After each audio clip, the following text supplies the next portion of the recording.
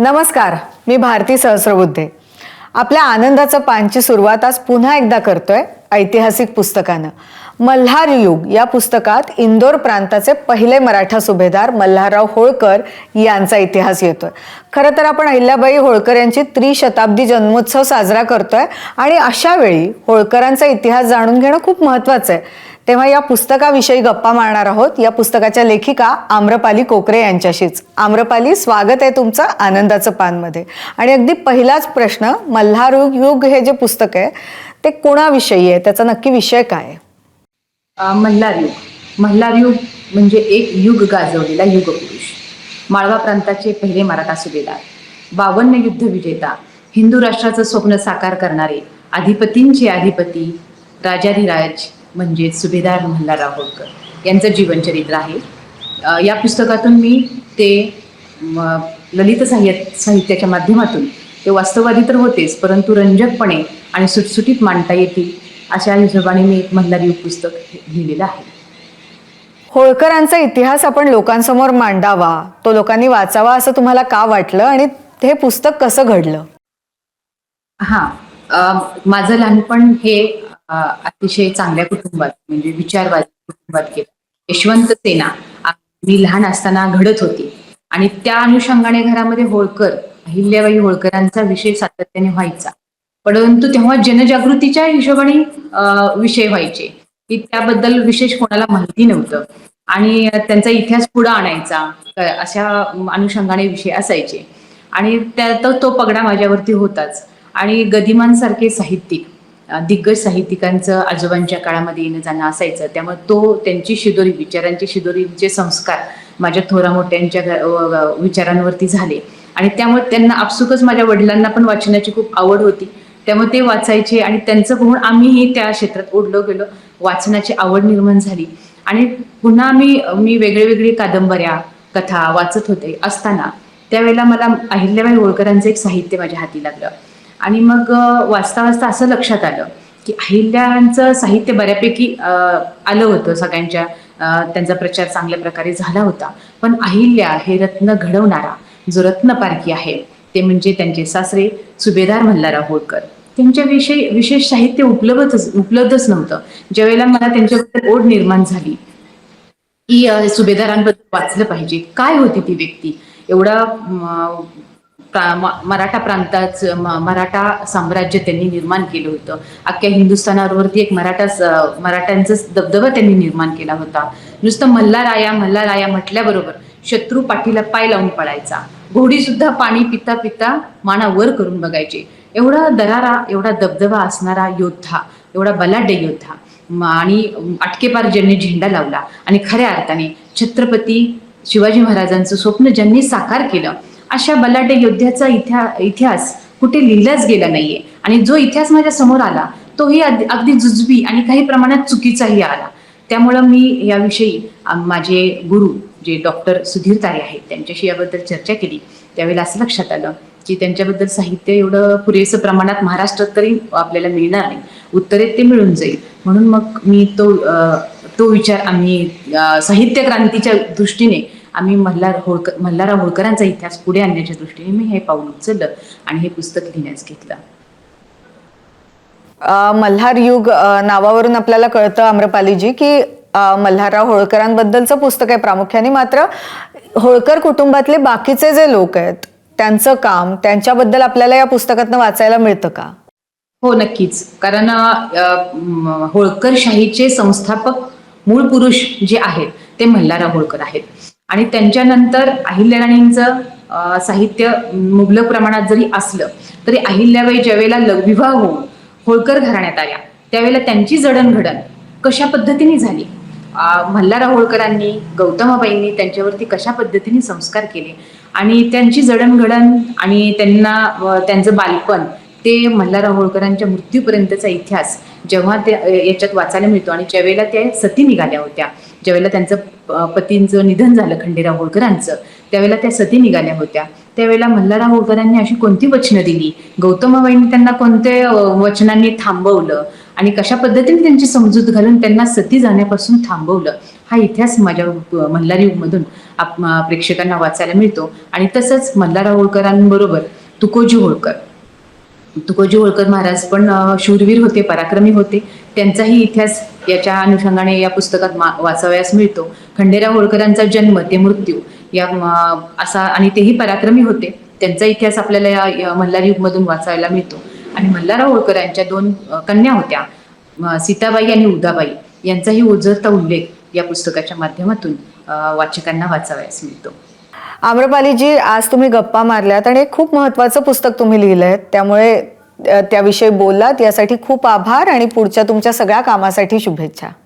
या ऐतिहासिक पुस्तकानंतर आता वेळ आहे आपल्या बच्चे कंपनीसाठीच्या पुस्तकाची. पुस्तकाचं नाव आहे संकर्षणची इटुकली दुनिया आणि या पुस्तकाचे लेखक आहेत संतोष पाठारे, जे आज आपल्याबरोबर गप्पा मारणार आहेत. संतोषजी, स्वागत आहे तुमचं आनंदाचं पानमध्ये. तर पहिला अगदी प्रश्न जो मी बालसाहित्यासाठी जे लोक आपल्याकडे येतात त्यांना विचारते की जेव्हा तुम्ही हे पुस्तक लिहिलं तेव्हा तुमच्या डोळ्यासमोर कोणता वयोगट होता, कोणत्या मुलांसाठी तुम्ही हे लिहिलं आणि कोणती मुलं होती?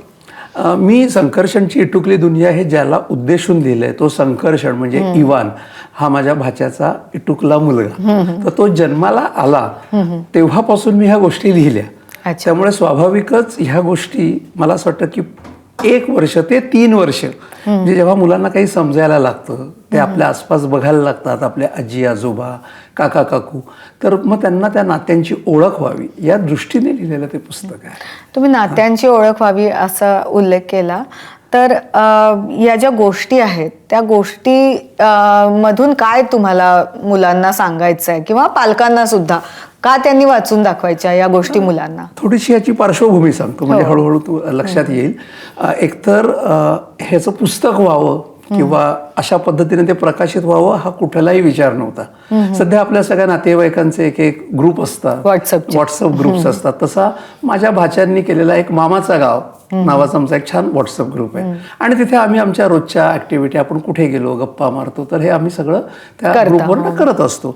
तर जेव्हा आमचा हा संकर्षण जन्माला आला तेव्हा मला असं एक दिवस असं वाटलं की आपण ह्या संकर्षणला त्याच्या आजी आजोबांची, त्याच्या आईबाबांची, त्याच्या काका काकूची, आत्याची ओळख करून देऊया. आणि मग ती कशी करून द्यायची? बरं, तो राहतो वरळीला. आता बऱ्याचदा काय होतं की आपण शहरापेक्षा बाहेरच जास्त जातो आणि मग ज्या शहराचे काही आपल्या प्रॉब्लेम्स आहेत किंवा शहरातली आपली जी जीवनशैली आहे ती आपल्या साहित्यात येत नाही. आपल्याला गाव, नदी, नाले आणि आपण मुलांना निसर्गाबद्दल सांगतो, परंतु मुलांची जिथे जडणघडण होते ते गाव कसं आहे, तिथे आसपासचं काय आहे, तर हे त्याला कळावं ह्या उद्देशाने मी छोट्या छोट्या गोष्टी लिहित गेलो. आणि मग हा फक्त आमच्या एका ग्रुप पुरता मर्यादित असलेल्या या गोष्टी होत्या. त्याचं असं काहीतरी पुस्तक वगैरे पुढे होईल असा खरंच विचार केला नव्हता. पण नंतर तो प्रवास झाला. पण या गोष्टीतून एकतर आपले नातेसंबंध काय आहेत किंवा आपल्या लहान मुलांना आपल्या लहानपणी काय घडलं होतं, आता ती ज्या शाळेत, अगदी मी आता हेच तुम्हाला विचारणार होती की तुम्ही जेव्हा असं छोट्या छोट्या गोष्टीतनं सांगायचा प्रयत्न केला म्हणतात, तर आम्हाला उदाहरणासकट सांगा ना की म्हणजे एखादी गोष्ट की ज्यातनं तुम्ही लहान मुलांना त्या संकर्षणला काय सांगू इच्छिता? बरोबर. आता त्याच्यात एक गोष्ट आहे की खरा तो एकची धर्म. म्हणजे आता त्याची कपी आता त्याच्याकडे येते आणि ती त्याच्याशी गप्पा मारता मारता ती त्याला साने गुरुजींबद्दल सांगते. आणि मग खरा तो एकची धर्म जगाला प्रेमा रपावे ही प्रार्थनाच आहे. परंतु त्या प्रार्थनेतले जे शब्द आहेत ना ते आजच्या मुलांना, विशेष करून जे मराठी मीडियममध्ये शिकत नाहीत, परार्थे प्राणही द्यावे वगैरे, तर हे शब्द समजणारे नाही आहेत. तर ही कपी आत्या आणि त्याची आजी त्याला ही कविता, प्रार्थना सांगतायत की आपण ही प्रार्थना म्हणाली पाहिजे. आणि त्याच वेळेला त्यांच्याकडे त्यांची एक मोलकरीण येते. आता ही मोलकरीण तिच्या मुलाला घेऊन आलेली असते. मग आता हा कधी आपण विचारच करत नाही की आपण आपल्या मुलांना पाळणाघरात ठेवतो, मोलकरीण कुठे ठेवत असेल. तर त्या दिवशी ती मोलकरीण त्याला घेऊन आलेली आहे. आणि मग हा संकर्षणची आई सांगते की बाळा, मी आता ऑफिसला चालले, तू ह्याच्याबरोबर खेळ, ह्याच्याबरोबर खेळणी शेअर कर. आणि मग ती आजी त्या दोघांनाही बेसनाचा लाडू देते आणि त्या मंदात म्हणजे जी काही कामवाली आहे तिला चहा देते. आता हे जे काही आपलं एकमेकांचं जे नातं असतं, आपण कसं लोकांशी वागावं, तर हा जो एक संदेश आहे, प्रॅक्टिकल उदाहरण की आजीने त्याला त्या बाईला चहा दिला, मुलाला खाऊ दिला आणि आपण त्याच्याशी खेळतोय. तर संकर्षणला हे कळलं की आपल्याकडे येणाऱ्या एक खालच्या स्तरातल्या माणसाशी कसं वागावं. मुळात आपण जे मूल्याचे धडे देणं म्हणतो, मूल्य शिक्षण म्हणतो ते होतं. अगदी म्हणजे अगदी बेसिक प्रश्न तुमच्याशी गप्पा मारताना येतो की जे एका छोट्या मुलासाठी म्हणून लिखाण होतं, तुमच्या ग्रुपवर होत होतं, पण त्याचं पुस्तक व्हावं आणि ते जास्तीत जास्त मुलांनी वाचावं, हे कसं ठरलं, कुठून तयारी झाली त्याची? त्याच्या पुढे असं झालं की ह्या गोष्टी तर मी लिहिल्या कारण त्याला एक पर्सनल टच होता. म्हणजे त्याच्यातल्या सगळ्या ज्या व्यक्तिरेखा आहेत ह्या आमच्या घरातल्या आहेत. म्हणजे आजी आजोबा असतील, ती आत्या असेल, हे सगळे घरातली मंडळी आहेत आणि त्यांची नावं आहेत. त्यांना तो संकर्षण ज्या पद्धतीने बोलेल, मग मला मामा आजोबा म्हणेल किंवा हर्ष कपी आत्या म्हणेल, तर अशी नावं त्याच्यात आहेत. मला वाटलं की आता हे बाहेरच्यांना कसं कळणार किंवा ते कदाचित ते समजणारही नाही असं मला वाटत होतं. आणि माणगावला साने गुरुजींचं जे स्थान आहे तिथे आम्ही गेलो होतो एकदा एका शिबिराला. तिथे लावणीचा कार्यक्रम असतो की शहरातल्या लोकांना भातशेती कळावी म्हणून. तर आम्ही सगळे कुटुंबीय तिथे गेलो होतो आणि मग तिथले जे आयोजक होते ते म्हणाले, त्यांनी माझी अशी ओळख वगैरे करून दिली आणि म्हणाले की आता हे तुमच्याशी बोलतील. त्या लहान मुलांना सांगितलं. तर मी म्हटलं अरे मी ह्यांना काय उपदेश द्यायला नाही आलेलो, पण मी नुकतीच एक गोष्ट लिहिली होती. तर त्या लावणीवरची एक गोष्ट आहे की मी संकर्षणला त्याची आई सांगते की मामा आजोबा लावणीला गेलेत. तर त्याला असं वाटतं की लावणी ऐकायला गाण्याचा संदर्भ आला तिथे. तर मग ते म्हणाले नाही ती लावणी नाही तर ती भातशेतीची लावणी. मग ही कथा मी त्याच दिवशी लिहिली होती तिथे माणगावला. तर मी म्हटलं ना मी ही कथा ना ऐकून दाखवतो तुम्हाला. मी तिथे जेव्हा ती कथा ऐकवली तेव्हा तिथे उपस्थित असलेल्या प्रेक्षकांना अजिबात असं वाटलं नाही की ही माझी काहीतरी घरगुती कुटुंबातलं बोलताय. त्या सगळ्यांनी मला असा फीडबॅक दिला की हे किती छान आहे की त्या लावणीचं. आणि त्याच्यात एक गंमत सुद्धा आहे, म्हणजे एक शाब्दिक कोटी पण आहे, लावणीचा संदर्भ आहे तिथे. त्या सगळ्यांना ती आवडली. आणि मग नंतर भावार्थ जे पुस्तकालय आहे त्याचे जे हे आहेत प्रसन्न करंदीकर, ते एकदा माझ्याकडे आले होते आणि त्यांना मी एकदा असंच ह्या गोष्टी वाचून दाखवल्या. बरं तेव्हा त्यांचं प्रकाशन सुरू झालेलं नव्हतं. तर मला प्रसन्ना म्हणाले की आम्हाला आमचं प्रकाशन सुरू करायचं आहे आणि मला असं वाटतं की तुमच्या या गोष्टीच्या पुस्तकाने आपण प्रकाशन सुरू करू. म्हणजे मी स्वतः प्रकाशकांकडे गेलो नाही, प्रकाशक माझ्या घरी आले आणि त्याच्यातून हे पुस्तक नाही. पण आता हे पुस्तक झालंय, तुम्ही खरं खूप वेगळ्या विषयावर लिहिता आणि ते आम्ही वाचत असतो. पण आता मग सुरुवात झाली आहे तर तुमच्या पिटाऱ्यात आहेत का आणखीन काही अशा गोष्टी ज्या आता पुढे भावार्थ म्हणा किंवा अजून कुठल्या माध्यमातून प्रकाशित होणार आहे? अगदी अगदी ते असतील तर आमच्या प्रेक्षकांना वाचकांना सांगा. अगदी अगदी. आता काय झालंय की आता संकर्षण आता 4 वर्षाचा झालाय. म्हणजे आता ह्या गोष्टी लिहून त्याच्यानंतर ते प्रकाशन हे संकर्षण वाचत मोठा झालाय. आम्ही एक छान त्याचा प्रकाशन समारंभ केला. श्रीकांत बोजेबार, विकास पाटील हे माझे मित्र आहेत, तर ते आले तिथे. त्यांनी ह्या गोष्टी वाचल्या, त्यांना त्या का आवडल्या त्याबद्दल ते बोलले. त्याच्यामुळे तो असा छोटासा असा एक प्रकाशन सोहळा झाला. आणि त्या प्रकाशन सोहळ्यात आम्ही भाषणं न ठेवता आम्ही लहान मुलांना बोलवलं होतं आणि त्या लहान मुलांकडून आम्ही काही गोष्टी वाचन किंवा त्यांचं कथाकथन केलं. म्हणजे जनरली काय असतं की आपले प्रकाशन समारंभ फार बोर असतात, भाषण असतात, मग ते अध्यक्ष काहीतरी बोलतात, ते त्याच्यावर टिप्पणी करतात. तर आता ह्या पुस्तकाचं काही बास्त असणार आहे की त्याचं काहीतरी विश्लेषण करावं, पण त्या गोष्टींचा आनंद घ्यावा. आणि मग ती सगळी जी बच्चे कंपनी होती त्यांनी वेगळ्या वेगळ्या गोष्टी तिथे सांगितल्या. आणि आमचं संकर्षण अगदी 2 वर्षाचा जरी असला तरी तो स्टेजवर असा प्रमुख पाहुणा असल्यासारखा शांतपणे ते सगळं ऐकत होता. तर आता तो 4 वर्षाचा झालाय, तर आता त्याची समज आता वाढायला लागली आहे. तर मग म्हणजे आता इटुकली दुनियाचा भाग 2 असं आता त्याचं संकल्पित हे आहे की नक्कीच करणार आहेत. नाही, खूप खूप शुभेच्छा तुम्हाला. खरं तर लहान मुलांना जास्तीत जास्त गोष्टी रूपात हे मूल्य शिक्षण मिळावं आणि त्यांना जे अनुभव संपन्न करणं म्हणतात ते व्हावं, या दृष्टीने अशा पुस्तकांची खूप गरज आहे. त्यामुळे तुम्हाला खूप शुभेच्छा. आज तुम्ही आलात आनंदाचं पानमध्ये, त्यासाठी खूप आभार सर. धन्यवाद. आता अर्थातच टॉप 5, पण तेही पै फ्रेंड्स वाचनालयातून. डोंबिवलीतल्या प्रख्यात अशा पै वाचनालयाचे संचालक पै काका आपल्याला आजचे टॉप 5 पुस्तकं कोणते ते सांगतायत. नमस्कार, मी पुंडलिक पै फ्रेंड्स सर्व्हिसचा संचालक.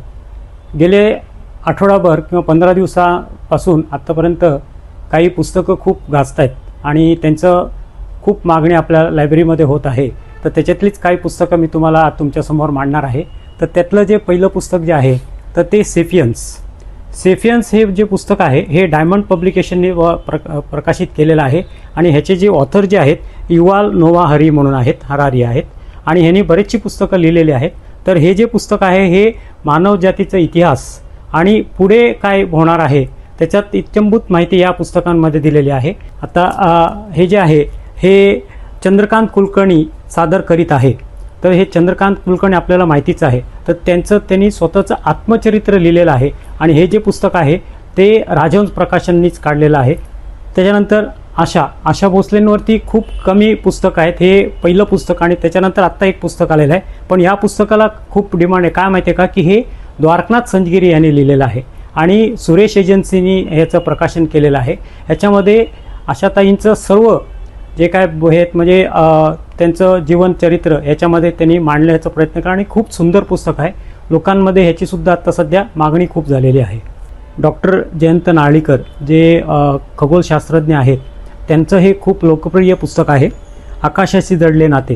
ह्याच्यामध्ये भूगोलाचं सर्व जे हे आहे ते सर्व मांडलेले आहेत त्यांनी. आणि आत्ताच हल्लीच त्यांचं निधन झाल्यामुळे ना आता त्यांच्या पुस्तकांना खूप मागणी होत आहे.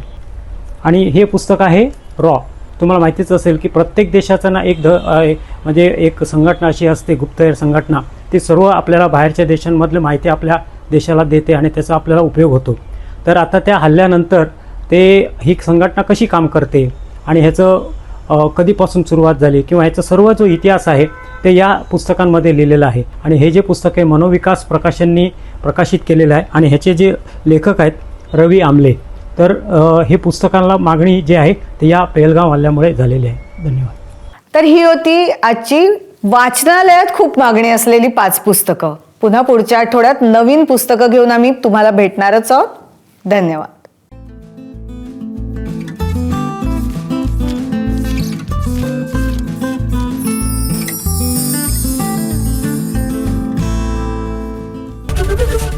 एबीपी माझा, उघडा डोळे बघा नीट.